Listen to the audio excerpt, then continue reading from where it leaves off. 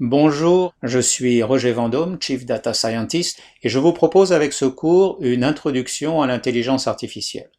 Je vous propose de faire le tri entre les mythes et la réalité, de mieux comprendre cette intelligence artificielle qui déjà nous entoure et dont tout le monde parle, mais que finalement peu connaissent vraiment. Avec ce cours, vous comprendrez ce qu'est l'intelligence artificielle, mais aussi ce qu'elle n'est pas, d'où elle vient, quelle est son histoire et ce qui la compose.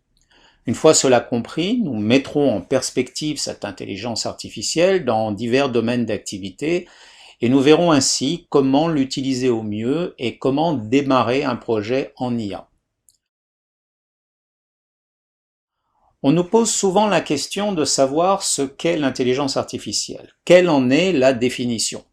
Et je réponds souvent à cette question par une autre question. Qu'est-ce que l'intelligence?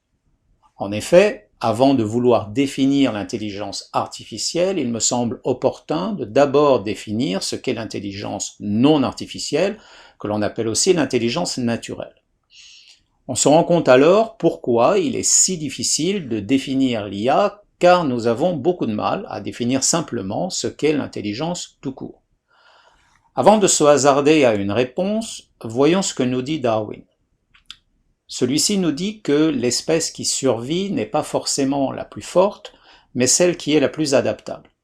L'adaptabilité étant une forme de force.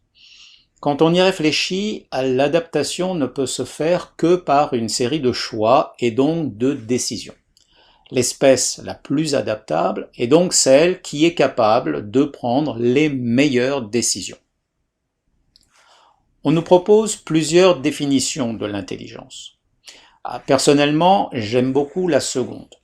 La capacité d'apprendre, de déduire des informations, de reconnaître des motifs répétitifs et de prendre des décisions. En fait, on a identifié 7 formes possibles d'intelligence. On commence par l'intelligence linguistique et l'intelligence logico-mathématique qui sont les plus connues, celles qui donnent du sens aux mots et celles qui donnent du sens aux nombres. L'intelligence spatiale, qui est celle qui nous permet de savoir où nous sommes, de retrouver notre chemin, bref, d'avoir le sens de l'orientation. L'intelligence musicale, qui donne du sens aux sons et aux harmonies. L'intelligence corpocinétique, qui est celle qui permet d'avoir conscience de notre corps dans l'espace. C'est entre autres l'intelligence des sportifs. L'intelligence interpersonnelle, qui nous permet de reconnaître les motifs comportementaux entre êtres humains, et finalement l'intelligence intrapersonnelle, plus complexe, qui permet de se connaître soi-même, de savoir lire ses propres comportements et d'en déduire les motifs qui guident nos choix et nos décisions. On en revient donc au concept fondamental qui est celui de faire des choix et de prendre des décisions. L'adaptation est fondée sur des choix et l'être humain est condamné à prendre des décisions. Mais prendre une décision n'est pas toujours chose facile et faire des choix a toujours été en fait quelque chose de complexe et de difficile. Pourquoi est-ce si difficile pour l'être humain de prendre une décision? La raison en est unique. C'est tout simplement l'incertitude du futur.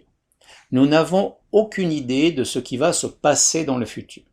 Cela nous condamne à ignorer quelle sera la conséquence de notre décision, nous condamne à toujours décider dans l'incertitude, à ne jamais savoir à l'avance si on prend la bonne décision. Encore faut-il définir ce qu'est une bonne décision. Nous avons souvent tendance à juger une décision a posteriori par son résultat. C'est supposer qu'une fois la décision prise, nous avons un pouvoir sur ses conséquences, ce qui n'est pas le cas. Une bonne décision est une décision mesurée, mais les probabilités étant ce qu'elles sont, elle aura parfois des conséquences négatives. Ce qui n'empêche que la décision était à l'origine une bonne décision. Daniel Kahneman a consacré sa vie et sa carrière à comprendre les mécanismes de la décision humaine et obtenu le prix Nobel d'économie en 2002. Son postulat de départ était « L'être humain est-il naturellement équipé pour raisonner de manière probabiliste ?» La réponse est non, sans équivoque. Son principal ouvrage, Thinking Fast and Slow, nous explique que les choix et décisions de l'être humain reposent sur 2 systèmes. le système 1 et le système 2. Il n'a pas voulu leur donner de nom de façon à ne pas en influencer notre compréhension. Le système 1 est celui qui pense vite, le système 2 celui qui pense lentement. Le système 1 est en charge de la survie et de la préservation de l'espèce. Il prend des décisions rapides, souvent en cas de danger. Le système 2 est celui qui va analyser, celui qui va calculer et donc prendre beaucoup plus de temps. Mais le système 2 a des faiblesses. Il peut être soumis à des biais que Daniel Kahneman a appelés heuristiques de décision. C'est ce qui lui a valu son prix Nobel. Aujourd'hui, il existe plusieurs dizaines d'heuristiques, car chaque chercheur a voulu en trouver une et lui donner son nom, mais Daniel Kahneman en a originellement identifié 4. La représentativité, la disponibilité, l'ancrage et l'ajustement.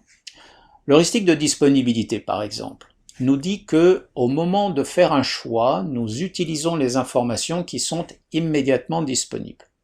Notre mémoire fonctionne en stack, comme une pile. La dernière information entrée est la première sortie. Lorsqu'il nous est demandé de prendre une décision dans l'urgence, l'information que l'on utilise est la dernière entrée, celle qui est juste au-dessus de la pile. C'est une des raisons pour lesquelles les marketeurs nous assènent le même message à longueur de journée. Ils s'assurent que, au moment de prendre une décision d'achat, l'information sur leur produit sera la dernière arrivée et disponible. Une autre heuristique connue est l'heuristique d'ancrage. S'il nous est demandé de faire une estimation de grandeur, cette estimation sera influencée par une référence récente, l'ancrage, autour de laquelle nous nous ajusterons. Si cet ancrage a été introduit par une tierce partie, notre estimation sera biaisée et influencée. Ce que nous devons retenir, c'est que tout le concept de l'intelligence artificielle repose sur le fait que l'être humain est condamné à décider dans l'incertitude, que cela est extrêmement anxiogène, et donc que l'être humain a développé la volonté d'externaliser le fardeau de la prise de décision vers la machine. Je vous donne rendez-vous pour la seconde partie, au cours de laquelle nous allons explorer plus avant comment prendre une décision éduquée. À bientôt.